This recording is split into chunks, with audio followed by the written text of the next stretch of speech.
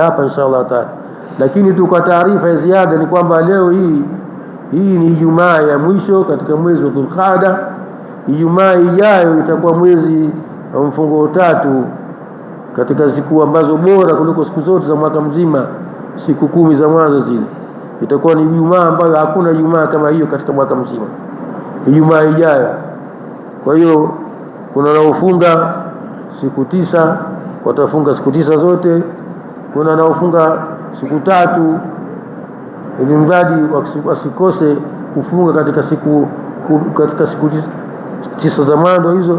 Kuna watakaofunga Alhamisi na Jumatatu, kuna watakaoendelea mpaka Arafa siku moja tu, Arafa siku moja tu, baadaye wabishani Arafa ipite hivyo hivyo.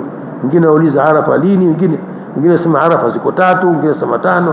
Sasa tujui ya Tanzania ni ipi, maana Arafa zimekuwa nyingi. Lakini jambo zuri hasa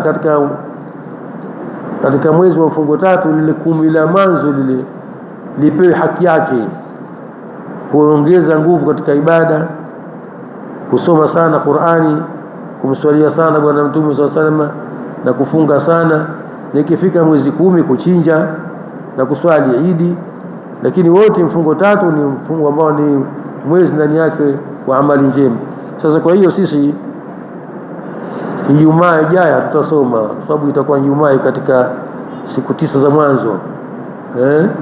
Watakuwa baadhi ya watu wamefunga.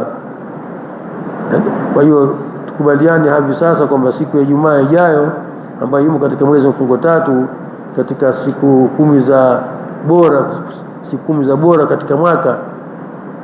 Kwa hiyo tutoe nafasi siku moja. Baada ya hapo tutakutana inshallah, tutaendelea na kitabu Rajaa.